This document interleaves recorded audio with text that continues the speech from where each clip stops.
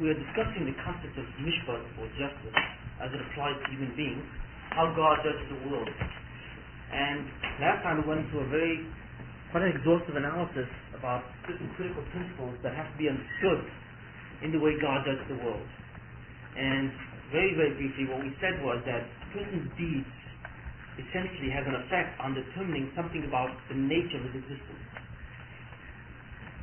It has an effect on whether or not that person will continue to exist. As we have said before, because of the fact that man has free will, he has the ability to choose, and he has the ability to exercise his will in whatever direction he wants, either good or bad, either to go according to God's will and design or against it. The person has a creative capacity. He has the ability to create. And we were very specific about that last time, that he does not share the ability to create with God because he is not identical with existence. However, he does have the ability to shape the nature of his own awareness, or his own consciousness, and determine whether or not that consciousness will remain in existence for an eternal time, for eternity. And what we said was, God at the end judges the person by viewing his specific actions and assessing the level or the status of his existence. If the person has been involved in good deeds, then he will have created a sense of self, a sense of his own reality, and continue to exist. If a person has been involved in bad deeds, he will lose that and he will essentially be annihilated. We have gone through the entire process of annihilation and why the annihilation takes place, and so on.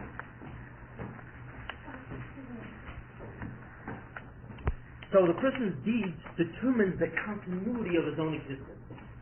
He either creates or annihilates himself. That's his power. Okay, now what we said was there's another problem here. The problem is that a person in life can perform many kinds of deeds. He can do good deeds and bad deeds. You know, the person's life is a composite of many, many different types of deeds, both positive and negative. So what you find, therefore, is a serious problem. What you find, the problem is that certain deeds that he will have done will determine that he exists eternally. There are other deeds that will have done that will demand annihilation, which means that the ultimate status of a person, what he will be like in Olam Haba, the nature of his continuity is in question. Olam Haba is a place of perfection. All that exists in Olam Haba is existence itself, or non-existence. There are no dichotomies in Olam Haba, there are no dualities in Olam Haba. Either you exist or you don't. A person cannot contain within his nature, or within his own sense of awareness, the possibility to exist or not to exist at the same time, which is these were given. So therefore, what God seeks to do is establish what's called homeostasis, or to establish an individual in a purified form. He attempts to purify the individual so that the manner of his existence becomes specific and uniform. Therefore, if a person predominantly performs good deeds, the question now remains, what about the effects of his evil deeds? What do you do with them? So, what the Baruch Hashem does is, in some way, remove the effects of the evil deeds. Now, we have said last week, and we spent a great deal of time on it, it's an advanced concept, that in order to do this, the Baruch Hashem has to do something which is very extraordinary. He has to interfere with the laws of existence itself. How? And what we said basically was that good deeds mean existence. Bad deeds mean non-existence. Good and evil are essentially, according to Mishpat, an interpretation of the nature of your existence. It refers to a state of your existence. There is no such thing as evil unto itself, just like there is no such thing as good unto itself. Good and evil are translated in terms of the states of existence.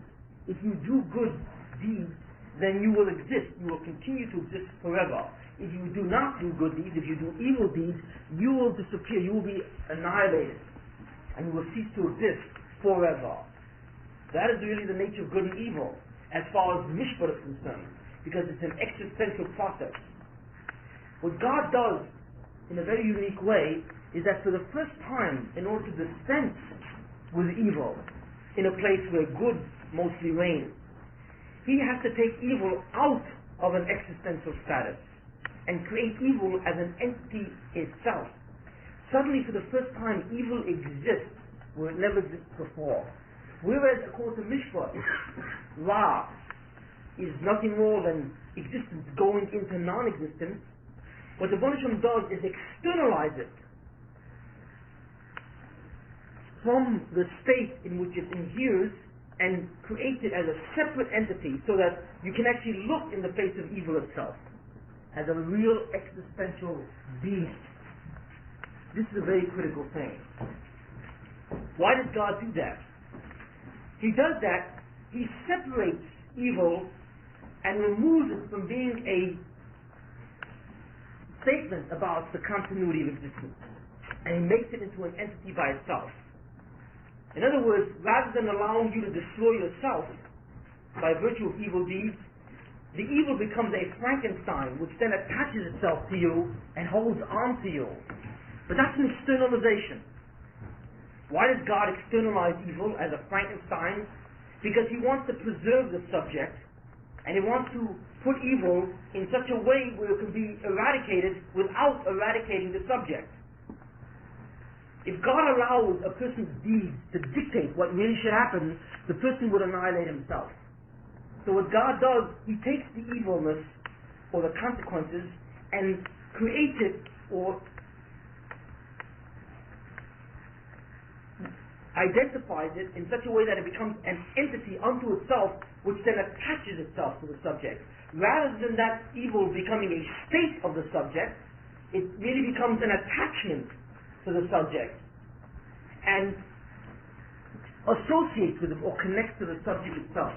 So that what happens is the person is not in a process of dying, but he becomes simply disfigured in some way. Or simply he begins to become connected or associated with certain types of disease processes which are attached to him, which interfere with his functioning rather than interfere with his existence. Now we went into this at length last week, and for all those, therefore we see that evil exists in two ways. Pathological consequences either exist as a death-like process which will destroy the neshama, or it will exist as some kind of attached, super-added entity to the neshama, so that it will simply interfere with the correct functioning of the neshama. What this allows, what then God is able to do, is remove it without touching the subject. Because once the consequence of evil is no longer the annihilation of the self, is simply nothing more than something which is super-added to the self, God can then simply annihilate that super-addition without touching the sense of person which does remain. But like I said, this information we've gone through exhaustively last week, and I'm just simply mentioning it here. Now the ability to eradicate evil itself now allows God to purify the neshama, so that when the neshama enters into Olam Haba, it is not affected by the evil that it has done in this life. And I will explain this now in detail. Let's take some of the information that we've learned, and let's see if we can't apply it to actually what happens to a person in the judgment process. Now essentially, with regard to justice, with regard to the fact that God must purify the neshama in such a way where it either represents continued existence or is discontinued in its existence, we have essentially four different types of categories. And I might discuss each one of these four categories. Category number one. We have individuals who are very evil. And what constitutes evil deeds? Well, that's a long discussion. But basically, the deeds which are most offensive to God are those where man destroys other men. Much more so than when man rebels against God. God can handle when man rebels against him. But when man goes along and is destructive to himself, he is cruel and inhuman to his fellow human being, that kind of goes beyond the threshold. So essentially, a person is judged looking at the full sum total of his deeds throughout his entire life, judging the quality of those deeds. And what God then determines is essentially the full balance, the full spectrum in a person's life. And he looks at the person's life and he sees the following, the notion of a threshold. In order to be an Olam Haba, you have to have obtained a minimal threshold of good deeds.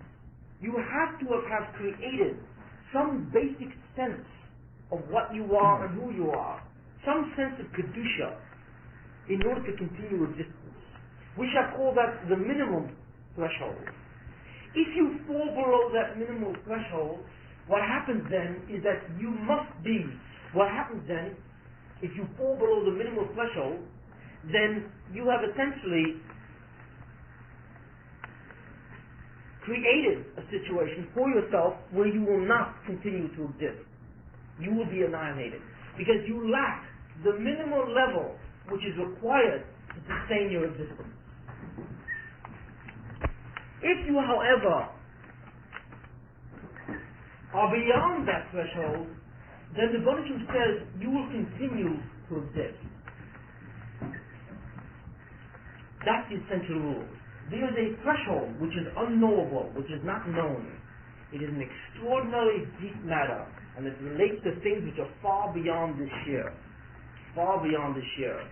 What that threshold is, and how essentially a person relates to that threshold.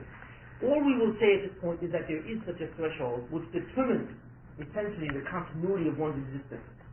So a person is either an Adam, a person is either below that threshold or either above that threshold. Those are the two possibilities. If he is below that threshold, what does that mean? Now listen very carefully.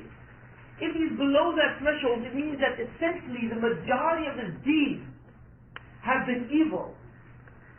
Either all of these or the majority of these have been evil and only a minority is good.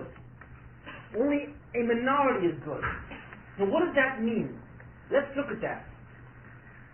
In the full range of a person's deeds, in the full range, God will either treat it existentially or He will treat it externally. That's it. You must remember these two principles. God will either look at the deeds which are produced and let it become a statement about your existence, or He will look at the deeds and externalize them and not allow them to determine what your existence is. And He does that so that He can erase them. You see, without erasing you. So again, there are two different ways the version can look at your deeds with respect to what you've done. You are a creator. So the version can either look at your deeds as consequences of a creative process and allow them to reflect in some way what will happen to you in terms of eternity. That is mishpat, pure mishpat, or din. Or God can look at those deeds and externalize them Himself and not allow them to be a statement about the continuity of that person. Rather, they are external, and the reason why He's made them external so that He can eradicate them without touching the subject. This is very, very important to understand. There are one of two ways that He will look at a deed. If a person is below the threshold, right, that means that the sum total of the deed has been very, very bad. What does that mean? That means basically the following. It means that the Baruch Hu will look at most of his deeds as a statement of his existence. If the majority of a person's deeds in life have been evil, so that they're literally even below that threshold, then what the Baruch Hu says is the following. Most of the deeds that he's done is evil, it will become a statement about his own existence. That means that the person is automatically must be annihilated on the day of judgment. You see, that's what it means to be below that threshold. The Baruch Hu allows the evil deeds to be a statement of your existence, and thus you must be annihilated. If that person has done good deeds as well, then he externalized the good deeds. And they do not become a statement of his existence. Why not? Because of those good deeds, let's say the person who is very evil has done 97% evil in his life. He's a real bad apple, this fellow. And 3% of the deeds in his life have been good. Right? Then the Buddhism says the 97% of those deeds will determine the person's existence. 97% of the person's deeds put a person way below the threshold if they're evil. 3% of good deeds is nowhere near enough to allow a person to remain. But the person goes well below that threshold. And the Buddhism says that the 97% of those deeds will annihilate the person. But what about the 3% that what? That were good? Now, according to the Mishpat, that 3% should what? Should also be an existential statement. Just like the 97% of the person's deeds should say, annihilate, the 3% should say, allow him to continue. You see? So there's a conflict here between two sets of what? Creative deeds that go in opposite directions. Unification or purification is not established. So what the Buddhism does, he allows one set of deeds, the majority, the great majority, to determine the status of existence, and he externalizes the minority. Do we see that? So that there is no contradiction. One refers to your existence, and the other one is simply attached to your back, so to speak. What does the Buddhism then do to the stuff that's superadded to you? He gets rid of it. He then takes this person and he gives him a great deal of ashloch in his life, a great deal of success, exactly equivalent to the good deeds that he's done. And when the person is successful in life, and he's achieved a certain sense of what? Of simcha, this rasha, he has eaten up all the possible creative consequences of those good deeds. You see. And then what happens then? He is simply left with a pure existential state. But what is that existential state? Annihilation. And that's it. So, the Buddhism, therefore, in this case, the word serif means purification. So in the case where the person's evil deeds are so numerous that they put him below the minimal threshold for eternity, then the evil deeds become a statement of his existence, and he must be annihilated, and his good deeds are externalized and compensated for to achieve what's called serif, purification, so that the person achieves a state of perfection. Yes, it's funny. This rasha must achieve a state of shlemus, or perfection. Well, you see, how can perfection be part of a rasha? Because perfection or shlemus comes from the word shalom. What does shalom mean? Peace. What is peace? The word shalom, peace, comes from the word shalem. Shalem means whole, or perfect, pure. But essentially, what is wholeness? Wholeness is what? Wholeness is nothing more than total integration of self, where that person is what? Represents a total absence of conflict. You can only represent an absence of conflict, be perfectly at peace, when your essential constituency is one thing. When your constituency, when what you're made of is made up of two different elements, automatically there's no more shalom, because there's no shlemus. So perfection really refers to purity. It refers to the fact that your nature is pure, it's uniform. It simply relates to one type of measure. Either good or either bad, it doesn't matter. You can either be perfectly good or perfectly bad. In both cases, you will have achieved unity, and you will achieve what's called shlemus. Although the word shlemus usually refers to good. But it really means either way. It simply means wholeness or simplicity of being, unification of being. And Olam Haba is a place only of shlemus. It is a place of perfection. That's why I said that in Olam Haba, there is only existence and non-existence. There are no halves in between those two states. You are either perfect in existence or perfect in non-existence. This person is therefore what? Below the threshold. He therefore must achieve perfection. But there's something wrong. What doesn't allow him, this rasha, to become perfect? His perfection is in the direction of annihilation or non-existence. What prevents him from becoming perfect? His good deeds. So the Buddhism externalizes those good deeds and gets rid of them, and does not allow those good deeds to be a statement of his existence. Therefore, he achieves perfection, and he is annihilated. It's a funny way to look at it, isn't it? But that's exactly really what it is. It's a question basically of elementary mathematics. Do we have this clear?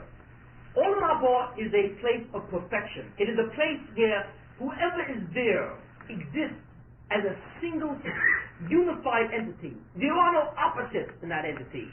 That person, whoever exists in Olam Haba, does not experience opposite drives, or opposite directions, or conflicts within personality. This does not exist in Olam Haba. In Olam Haba, therefore, you are either in a state of perfect goodness or perfect evil. One or the other. That's it. Except that in Olam Haba, perfect goodness is nothing more than continued existence. Perfect evil is nothing more than non-existence. And therefore you are annihilated. That's what Olam Haba is. A Russia who has most of his deeds are evil, and only a very small minority, 3% let's say, which are good, means that he's below the minimum threshold to get into Olam Haba. He is essentially mostly evil, but he's not totally evil. You see, he's got a piece of him which conflicts with the evil part. So the Baruch has to get rid of that part that conflicts with his evil, because that's the part which is now determining his future. So the Baruch has to get rid of the goodness in him, the couple of good deeds that he did. How does the Baruch do it? By externalizing the effects of those good deeds, so that they are not statements about this person's existence.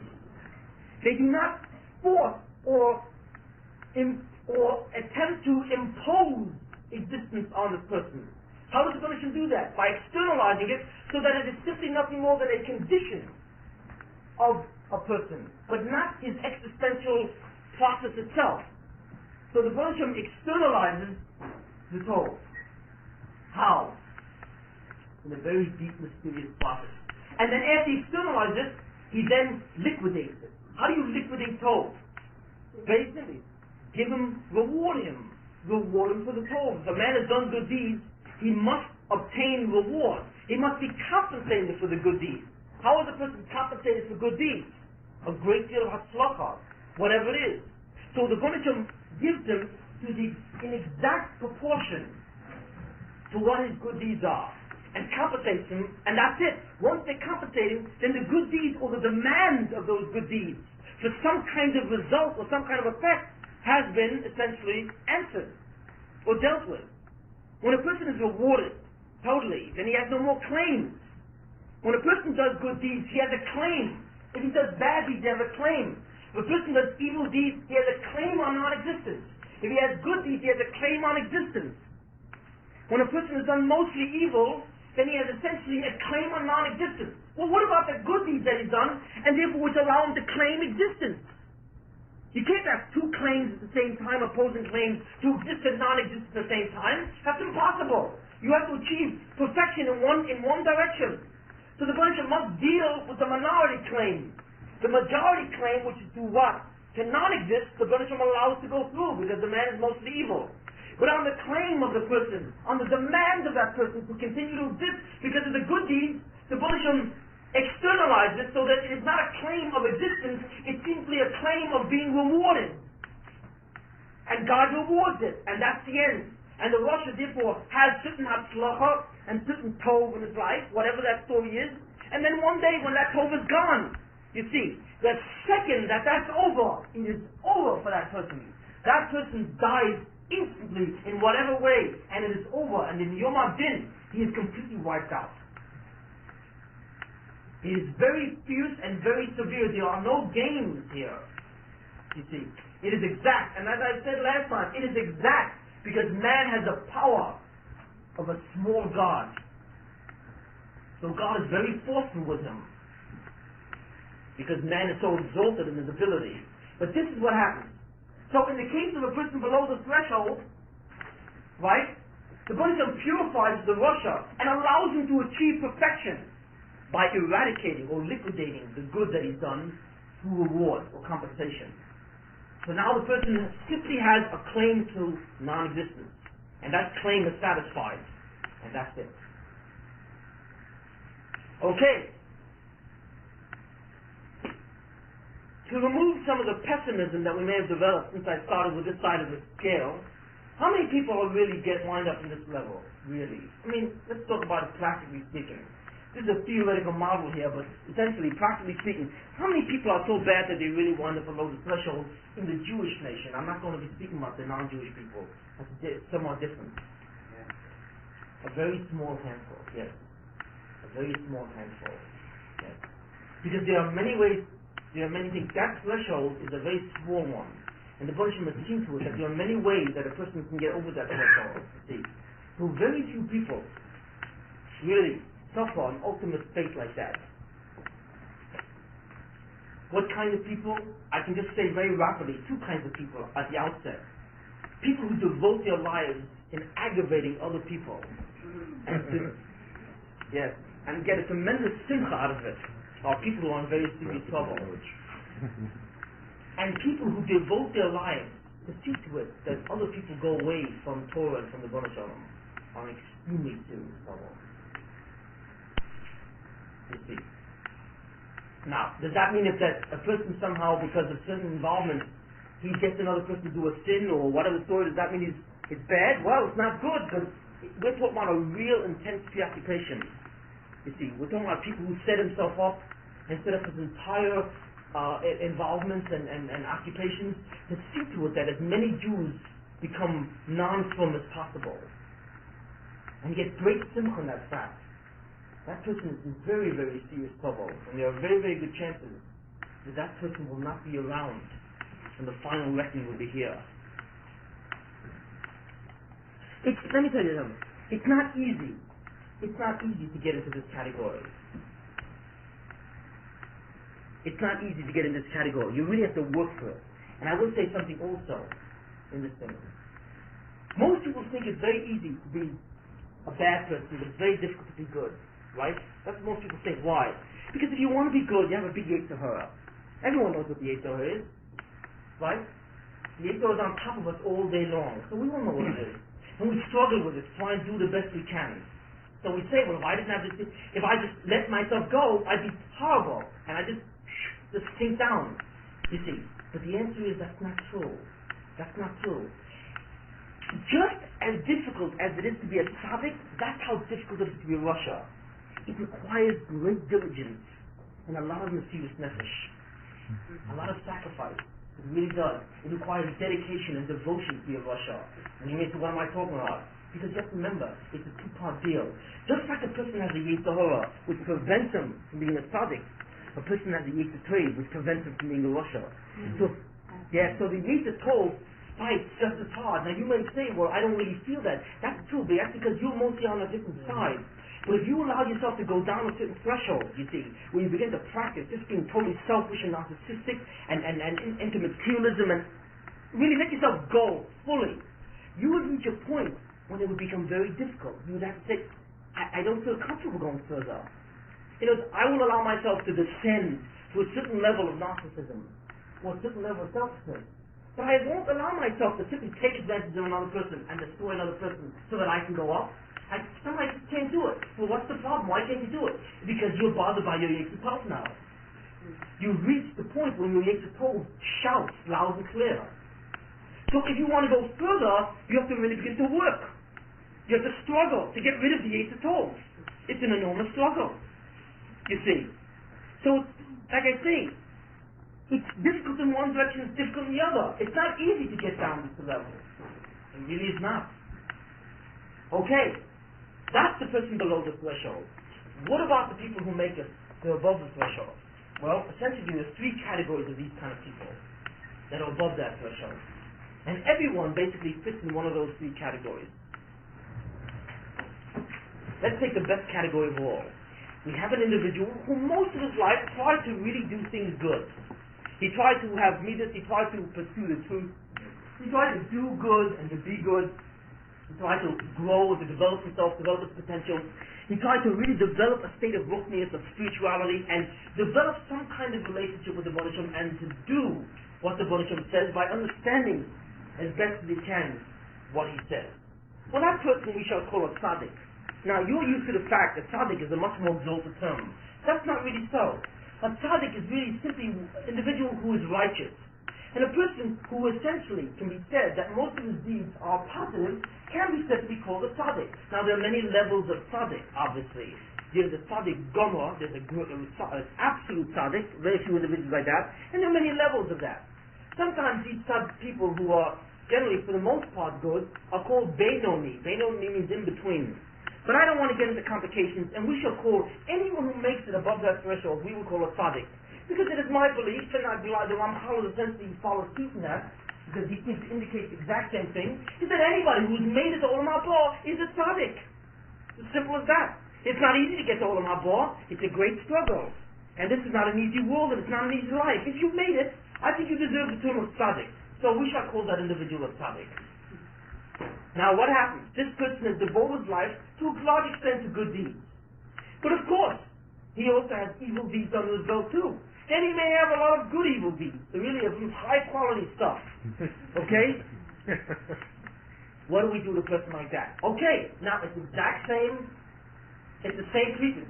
The Baruch Shem looks at that person's life, and again, he must take the essential majority of his deeds and let it become a statement of his existence. Well, since the person has done basically enough deeds to be above that threshold, the Baruch Shem decides that the good deeds that a person does will be a statement about his existence. And good deeds are essentially a statement of continuity of existence. This person will continue and will survive through eternity. Fine. Now wait. Is this person consistent only of good deeds? No. The person also has some evil deeds, maybe more than a few. So the Baruch Shem therefore looks at the evil deeds. Now wait, just like the good deeds claim existence, the evil deeds claim non-existence. Again we have a contradiction. Again we have a state of a person who is imperfect in the sense that he is conflicted with two opposing claims, and he cannot enter into a world which essentially is only one claim status. You see, a perfect world, Olam Haba. So the Baruch Shem therefore has to deal with both of these claims. So he allows the majority claim, which is good, to determine the person's continued existence, and he takes the negative aspect and what? And he removes it. What does he do? He externalizes it. So that the evil deeds are not a claim to existence. The evil deeds that a person does, that a tzaddik does, cannot claim that he should be annihilated, because it is no longer an existential status. What is it? It is now a Frankenstein sitting on top of his back. So what the Baruch Shem now has to do is get rid of that Frankenstein. That's what he's got to do. He's got to get rid of the super-added element called evil. Now this evil is real evil. It exists as real evil. It is not an existential state. The evil that's on the back, and here's a very interesting point. The evil which is on the back of a tzaddik is totally different than the evil which is in the inside of a rasha and will annihilate him. You see. Now here's the trick. Again, the evil of a rasha which is about to annihilate him, which is an existential statement, is totally different than the evil on the back of a tzaddik. How is it different? Which one is greater evil, in a sense? Well, that's a very interesting question. The evil inside of a rasha is an existential statement. It means non-existence. The evil on the back of a tzaddik is true evil. True evil. It is an entity which has a mask. It has a face of absolute ugliness. So the appearance of it, the appearance of the evil on the back of a tzaddik is worse than the appearance of the evil in the rasha. As far as appearances go. Yes. But as far as reality goes, the evil in a rasha is much worse, because it will annihilate the rasha, whereas the evil on the back of a tzaddik cannot touch his existence.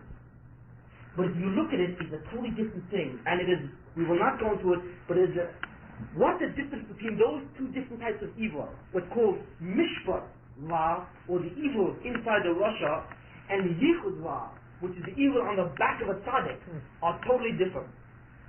What the difference is between those two is a very advanced analysis.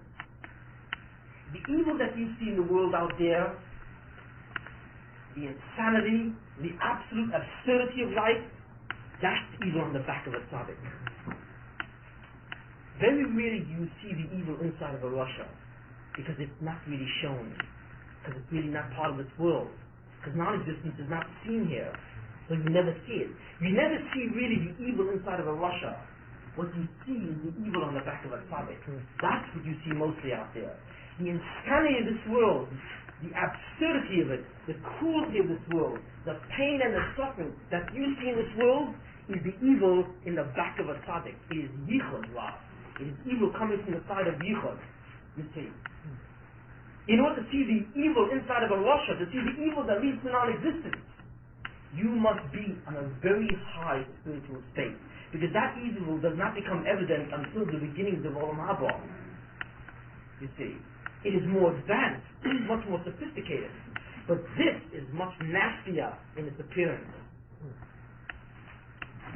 I just want to reiterate this one thing. There are two types of evil. There's the evil which is a statement of existence. That's called mishpat, Ra. The evil that transcends, that descends from justice. It is an existential statement. That's the evil of a Russia who will be annihilated. And then there's the evil which is external to the person's being. It's the evil on the back of a tzaddik. That evil looks nasty. It is terribly ugly. But it does not have the ability to destroy. It has the ability to cause enormous suffering. But it cannot kill. It looks worse than the other. But it cannot kill. It is called the evil of yichud, or yichud ra. Hitler. We're going to go into Hitler later on. We'll go into the whole Holocaust and the nature of that kind of evil later on. We will begin to examine some aspects of Amalek. But the essential point is that the nature of Hitler and the nature of the SS and the Gestapo and the whole, the essential Third Reich, the nature of that, in and of itself, is what?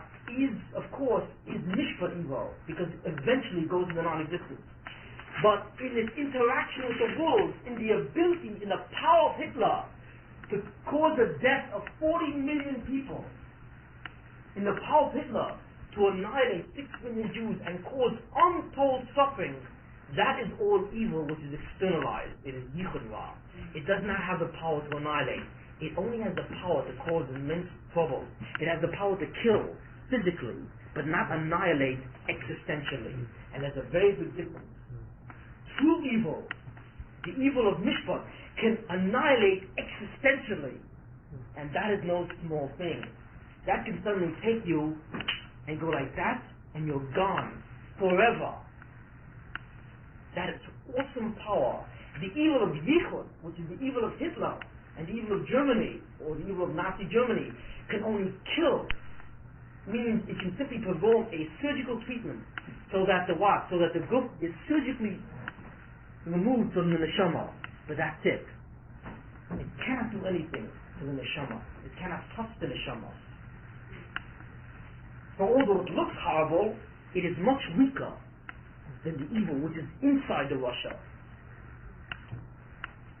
The evil of Hitler, the evil of the man is mishpat, but the evil by the man, the evil what he does is yichud, because essentially what he's doing, the evil that he brings to the world is enormous suffering. But that essentially erases the externalized evils on all the people that he deals with. But the effects. But in order to, Hitler is doomed to annihilation because he himself is an entity of evil. right. But what he does to other people, his application to other people, is not mishpat, is yichud, because what it is that he will save other people. As he causes other people to suffer, he erases the evil from them and allows the self to exist. So the application which Hitler applies to humanity is one of evil that has to do with externalized evil. It's an evil which can be eradicated without touching the subject, as far as other people are concerned. But his ability to do that himself, he draws on an evil of his own nature, which is mishpat, which is existentially doomed. Okay, well, let's go on. So therefore, in a tzaddik, who most of his deeds were good, then God says that the good deeds are an existential statement of a person, and he will survive, he will live. But he has to obtain perfection. He is imperfect because there is a part of him which are evil deeds that claim non-existence. So God has to remove that claim. How does he remove that claim? Because he removes the claim because he allows the effects or the consequences of the person's evil deeds and he externalizes them. Now the Rebbeinu Shem now has to eradicate. How does the Rebbeinu Shem eradicate externalized evil? How does he eradicate the evil that a person does that is no longer within himself, but rather is on top of him or is on the surface of him? Well, if you reward good deeds, you have to punish evil deeds, and that's where punishment comes in. Suffering, solace, yisurin. The classic term, yisurin. Yisurin means suffering. Now, the real word Yisurin, you ever hear the word Musa? The real word Yisurin literally does not mean suffering, it means instruction or guidance. But it's used to relate to suffering, because essentially what suffering is nothing more than an attempt to save or redeem a person. That's really what it is. That's why the word Musa, which means ethical teachings, is from the same word as Yisurin. It really has the same effect. So the Rebbeinu Shem eradicates or liquidates the evil that rests on a person by giving him suffering. Now you may say, how does suffering liquidate? Again, that is an advanced problem, very, very deep, and we will not go into here. What is the true nature of suffering? Exactly how does it wash away?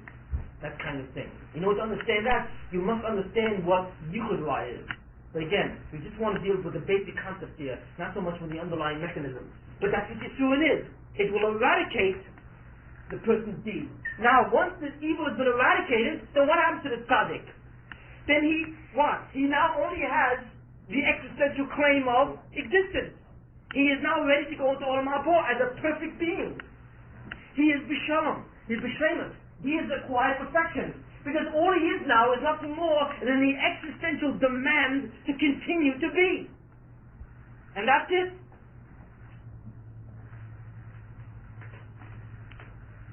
Sometimes, no, many times, most times, the evil that people do is enormous. It is. Now you may say, I'm not a bad person, why do I do enormously evil things? Because you don't realize that you may do things which appear to be light, and which may have vast, serious consequences. So for instance, if you say Lashon Hara, and that Lashon Hara somehow gets a person to lose his job, or breaks up his marriage, you will be held accountable for every second of that person's life in which he lives under the agony of a broken marriage or the loss of that job. Can you deal with that? Can you handle it? Again, what do you think they jump up and down when they see Lashon Hara at the level? Why? Because if your Lashon Hara leads to a broken marriage, let's count up the agony of this person's life for the rest of his life due to your simple Lashon Hara. Are you ready to deal with that? That is exactly what you must deal with. Then the Rebbeinu Shem looks at you and begins to add up on the scale every moment of agony of that person, of his children if there are any, of his wife for the next 50 years. Just because you indulge in a little bit of Lashon Hara, that goes to your doorstep. Do you see now why it is so powerful? Because the result can be catastrophic. Absolutely catastrophic. Therefore, in that case alone, and in many other cases, you could be doing things that you don't even know how bad it is. You don't even know. What's the trouble? The problem is that even though you would have gone above the threshold, then you will go into Olam Haba.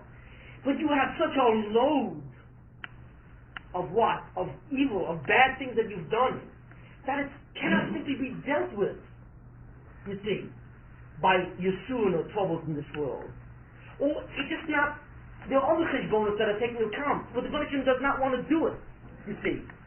So what happens? The Rebbeinu Shem will externalize the evil. He will, he has to. He can only get rid of it if he externalizes it. That's the concept. But the externalized evil is like a mountain. How do you get rid of a mountain? What do you do? How do you get rid of a mountain? How do you melt the mountain? The size of Everest.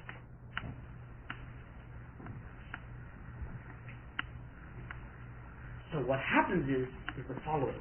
The Rebbeinu Shem does not melt it while you live. you see. He may melt a little bit of it, but after you die, your neshama goes through the melting process.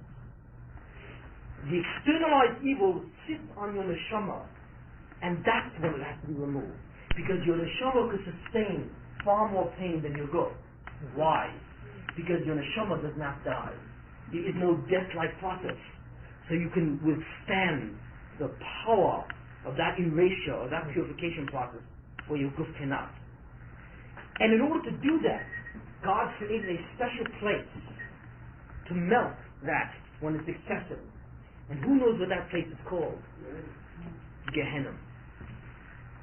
Gehenna is nothing more than a situation which will erase or remove externalized evil.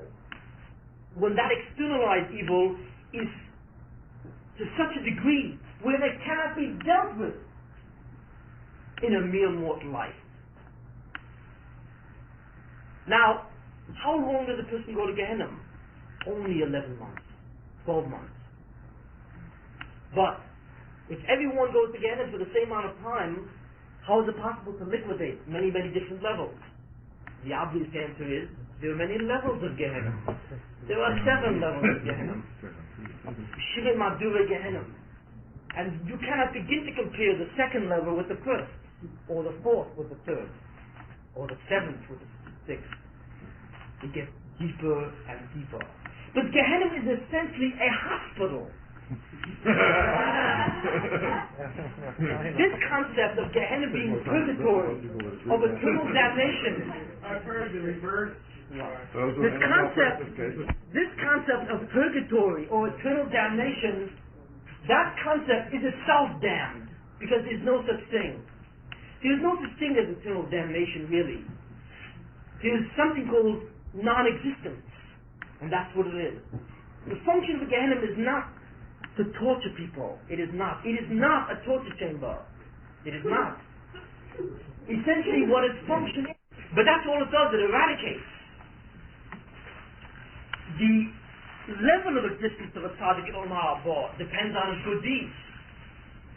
The function of Gehenna is to purify, to see to it that the person is only one homogeneous being. But the intensity of that homogeneous being, how great that person is, depends on his good deeds.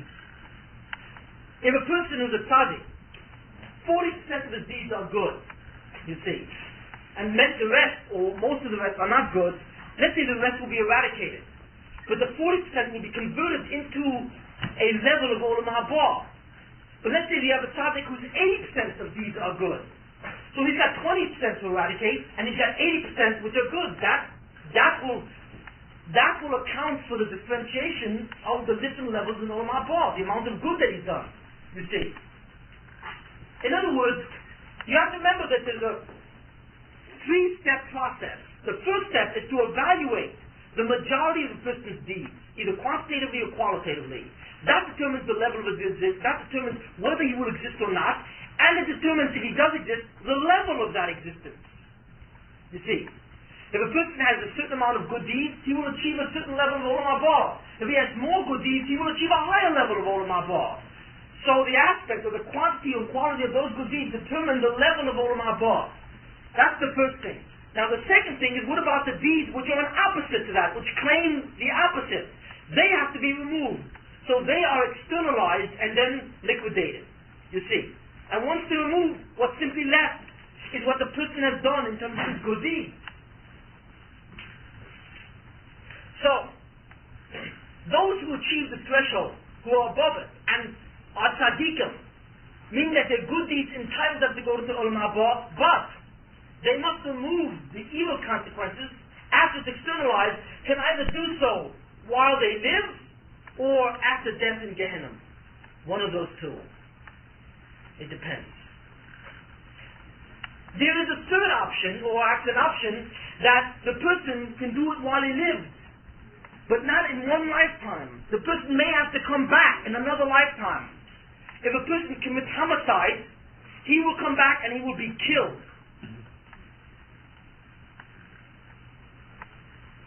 He will be a victim, you see. There are people who come back and do certain types of deeds they will come back and they will suffer the consequences of those deeds in another lifetime. People who come back and die as children, people who come back and live as vegetables or as retarded people, or people who essentially do not function, you see, are people who are coming back to liquidate what they have entirely in this life. So there's no claim on them in the Gehenna after that. They instantly go into a Gan Eden, and they don't deal with anything in the Olam HaNefesh. They don't, because obviously here is where it's at. You know, God is determined for certain reasons to do it here and not to do it over up there. The fact that the Jews are in exile is a liquidation of external evil. When the Baruch Hashem promised Avram that his children would inherit Israel and go to Olam Haba, the Baruch Hashem, Avram said, how do I know this? What happens if they sin? So the Baruch Hashem says, I will liquidate that evil, but I want you to choose. You can either choose Gehenna or you can choose exile for your children. I will give you the choice of the process of liquidation. And Avram chose exile, not Gehenna. So you may ask them, why do we have Gehenna?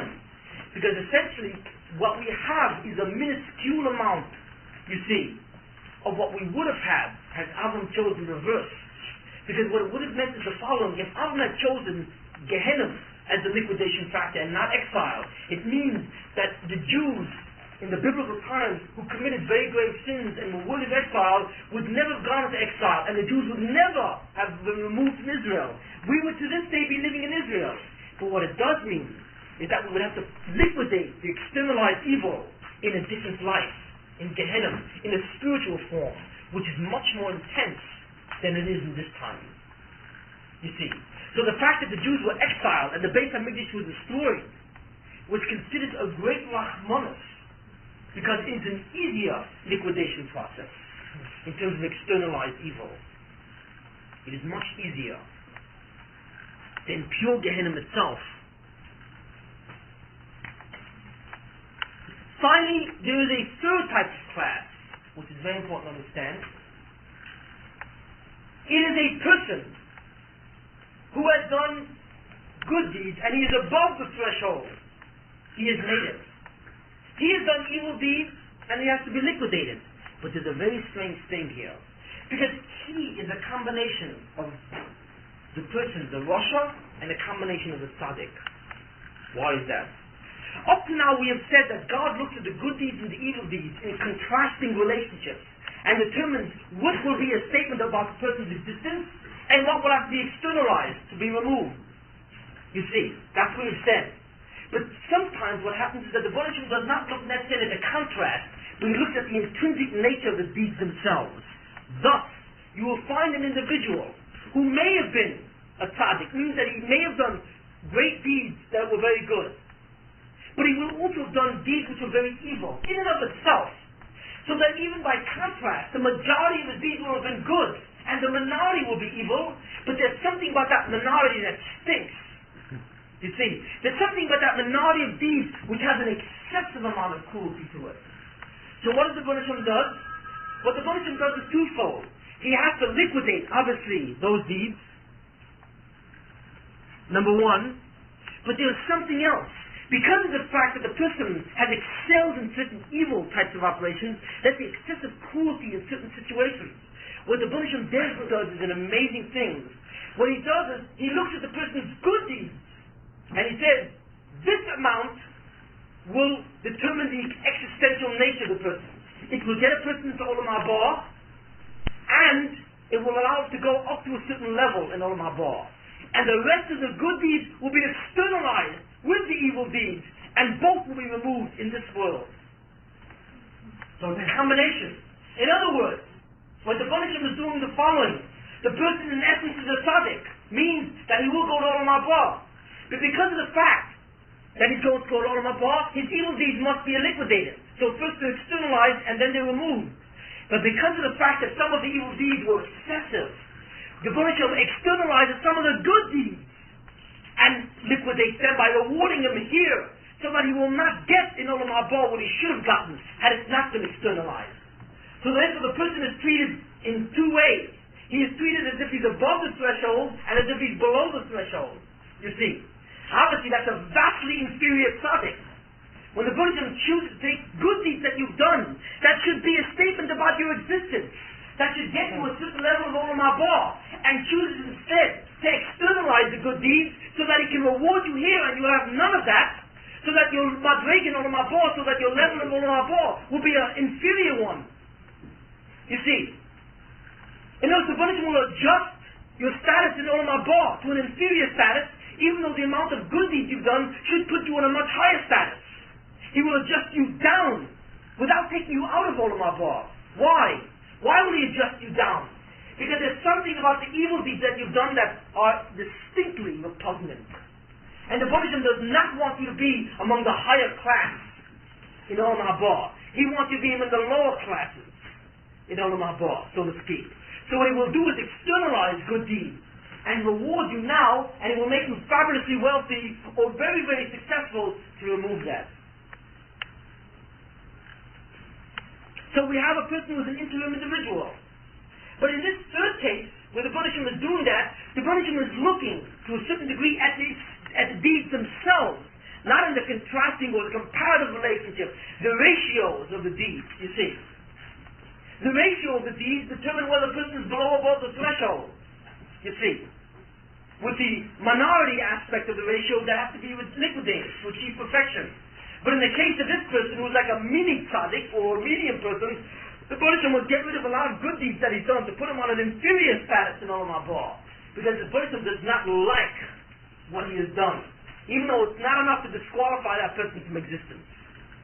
So, there are many, many different nuances. Now, I will say this statement, and I must say this thing. What we have discussed up till now, clearly, is the function of our life as it relates to our eternal existence. Some people are very successful in life, some people are very unsuccessful in life. Why? We have not given a full explanation for that yet.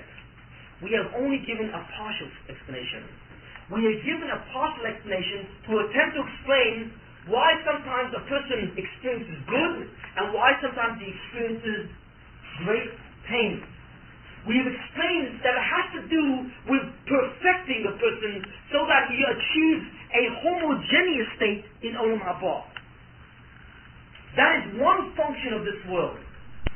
One of the functions or major objectives in Olam Hazeh, in our life, in your life as you live, is to see to it that you achieve uniformity and homogeneity with respect to eternal existence. Either through existence or non-existence. It's not relevant.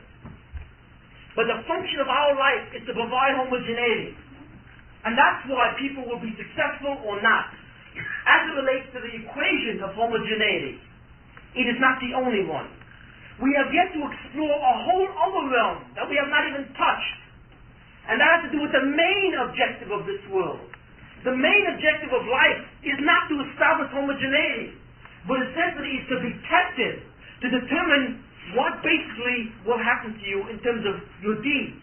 The essential objective of Olam Hazeh is to create life situations for you that in some way will force you to choose. That is the real purpose of Olam Hazeh. The real purpose of Olam Hazeh, again in this life, is to create situations which will force you to choose and create. God wants you to create by choosing. So he will constantly put in front of you situations which will force you to choose and force you to create. Therefore, the main function of Olam Hazeh, this world, is to provide a platform for creativity.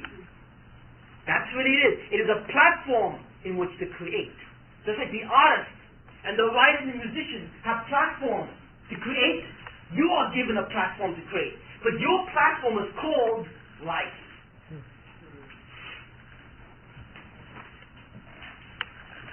It's called life, but it is a stage, it is a platform in which you act out, and in acting it out, you create your ultimate destiny. So the Buddhism therefore must determine constantly what kinds of situations he will put you in to stimulate the free will process. We have not discussed what are the variables about that. What are some of the things about that? We have not talked about that. We have assumed already that the person has finished painting his canvas. He is finished to a large degree, determining what will happen. You see. And the question now is not what the person will do, but what will God do? What is His judgment? And in respect to that problem, we have examined everything we have up to now. What God does after life is completed, as a fait accompli. And we have said that what the Buddhism does is look at the essence of the deeds, determines the threshold in terms of existential status, externalizes the remainder to obtain the state called shlemus, or homogeneity. Do we grasp that? But that is a judgmental process. That's what God does after everything's finished. So we see that this world is intricately involved in homogeneity, in establishing perfection. We have not yet discussed how this world is involved in creating the platform for creation. That we have not done yet. That we will do next week. But we understand what we've covered up till now, and the essential principles which are used. It is very critical.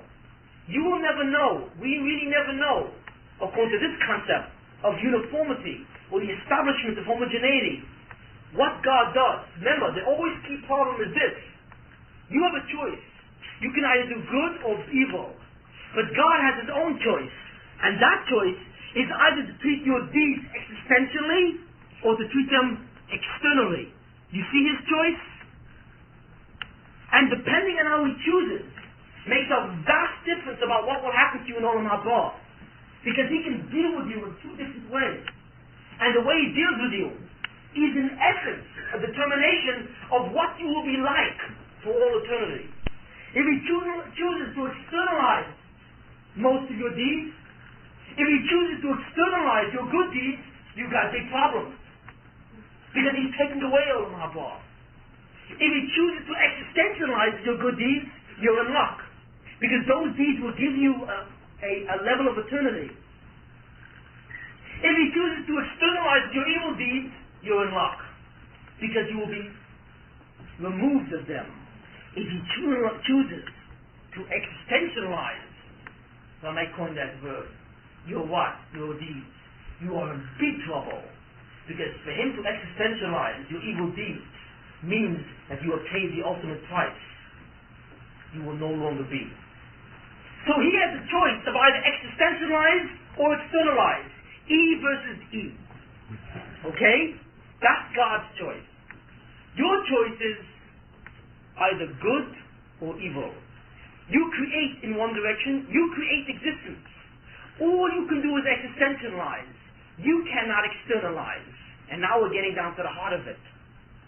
You cannot externalize. You don't have that ability. To externalize, you must apply that other yichud. You must go beyond existence itself. And you are not the master of that other yichud. That's why it's called that other yichud. Because God, who is yichud, is its master. It transcends the laws of existence. You have the ability to existentialize, either positive or negative. You can either create or destroy. Create self or annihilate self. And that is all you can do. Once you have done your job, it rests in God's judgment and in His compassion to what degree He will allow your existential statements to remain, and to what degree He will contradict it and externalize what you've done, so that it does not come back to you as a terrible indictment to what you will be. You see the difference in the choices? At this point, you should see precisely what's the difference between what you do and what God does. What you do stems from Anagus HaMishpat. It stems from the rule of justice or of law, of din.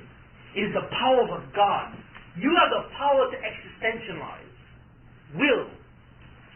Self-awareness.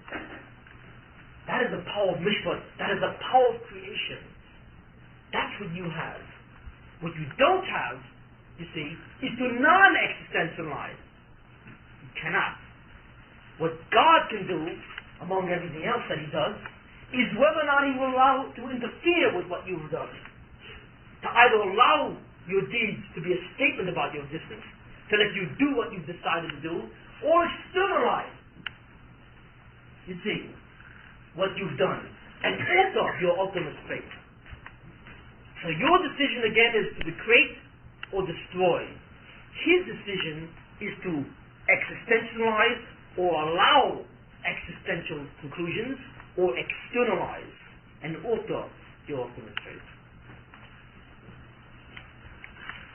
I think we're pretty clear on this point. Again, we show him evil people who will be annihilated are rewarded in this life to remove their good deeds. They are not rewarded in a distant life. They're not rewarded in a spiritual place. There is no counterpart to Gehenna. You see, there is none. Gehenna is simply a liquidation of evil. There is no spiritual place that liquidates good. So Rishonim only get paid here. Tzaddikim, however, can be purified either here through suffering or in Gehenna through suffering. Now, the reasons for these balances and so on is a very complex thing. Why God determines to do different things to different neshamas is a very complex matter. It has a lot to do with the nature of the deeds that the person has done.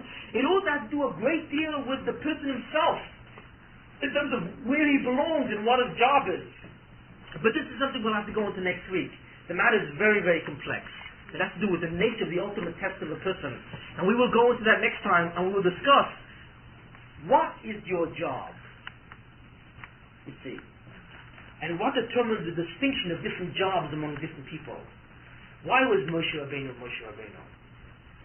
Why did he have that job? And why do you have your job? You see, it's a very fascinating question. What determines the ultimate task of each neshama?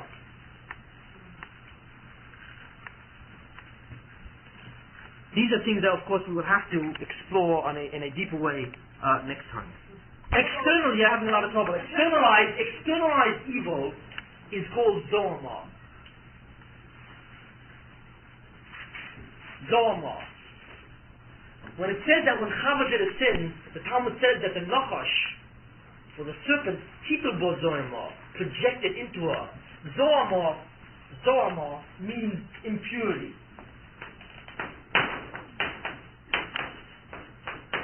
Zohar means impurity, defilement. And it says that when Chava did the sin, the Nachash of the serpent projected into her a impurity or defilement into her. That's what it says. That was the consequence of her sin. And what that really means was that the sin she did was externalized.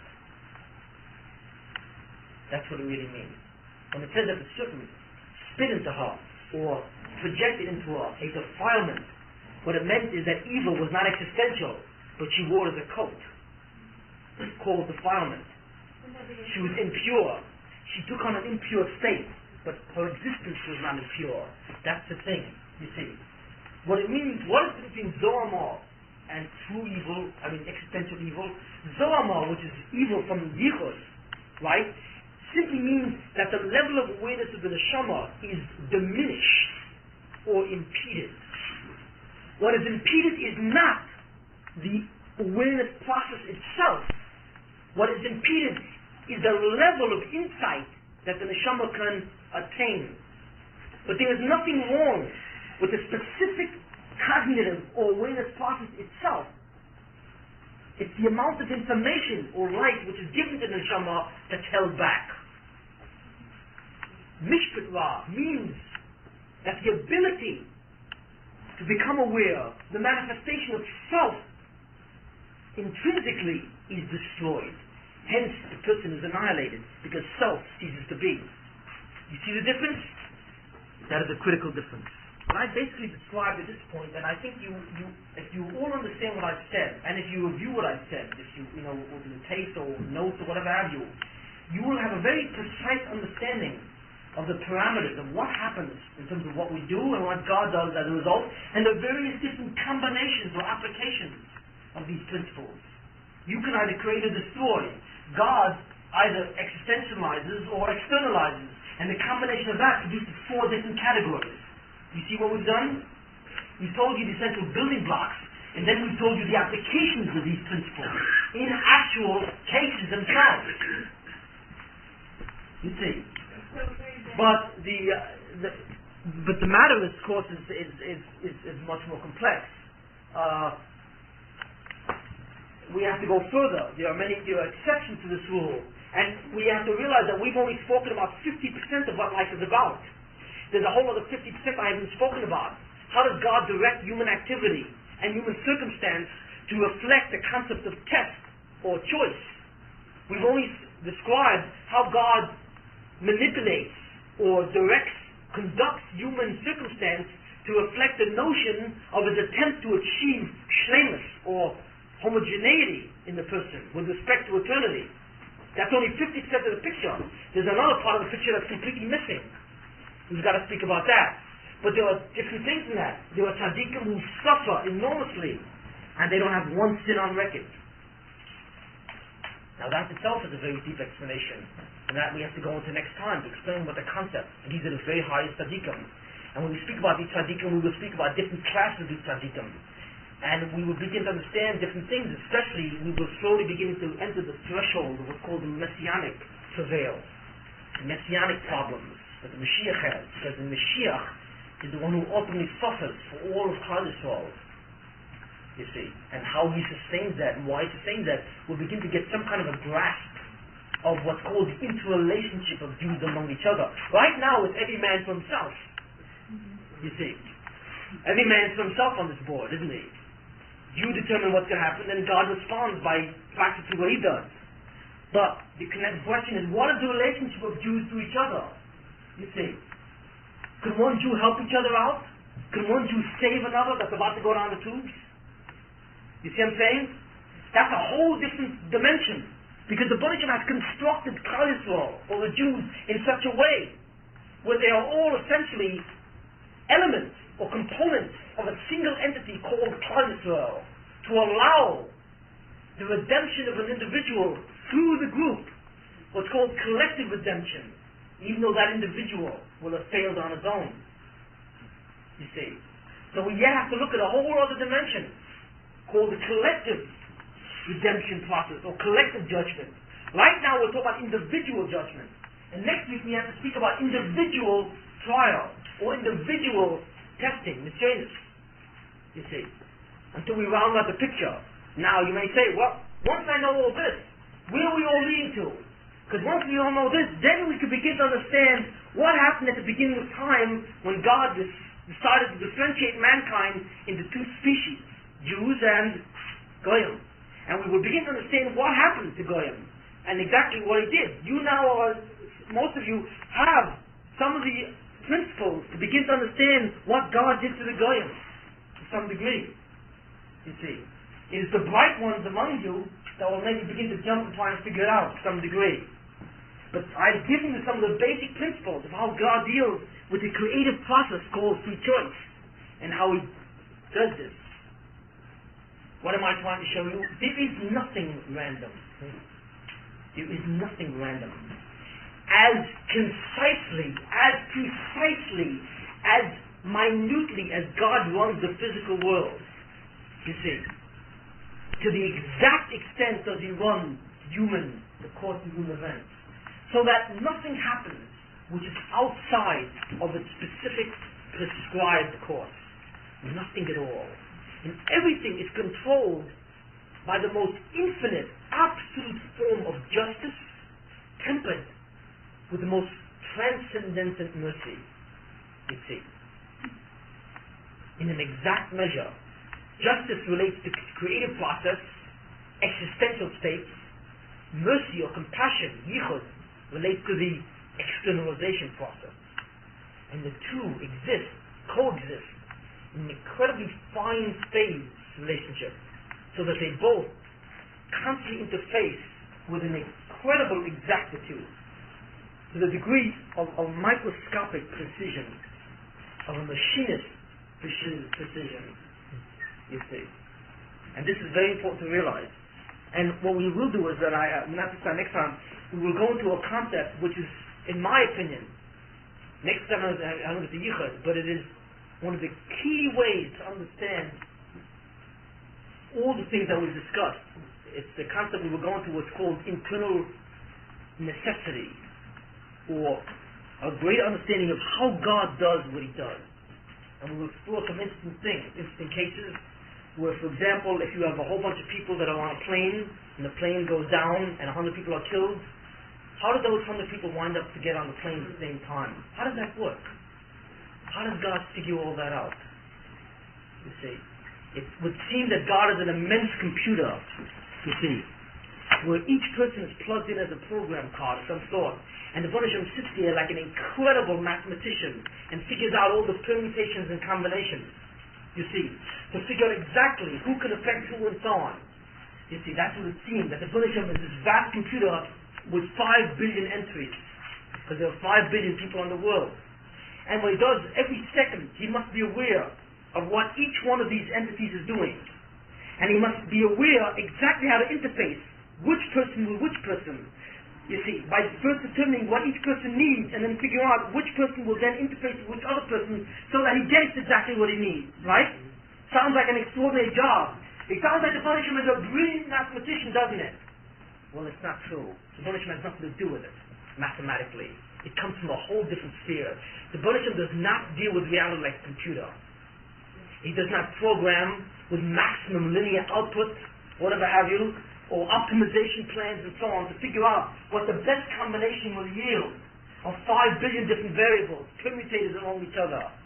The Baruch Hashem is not a brilliant mathematician, because it is not mathematics which he applies. How does he work? He works the way God does work, what's called internal necessity. Mathematics is external necessity. We would have to explore this entire different procedure, what is called internal operations, and not external operations. But that's something later on. Yes, the Satan is only an instrument of God, and we have seen that the Satan exists in 2 forms. He exists as somebody who can erase your existence, or he exists as someone who can cause you great problems by externally relating to you. Either the Satan is you in a certain state. If you choose evil and your din is to be annihilated, you are the evil, because you are the one who will not exist. So therefore the evil is you. It is a statement of your existence. You see what I'm saying? Or the Satan exists outside of you as an independent entity who looks you in the face and says, Shalom Aleichem, I'm sorry to see you. Well, externally means that you and I have a big job to do. No, like I've got to give you a lot of problems. So here goes.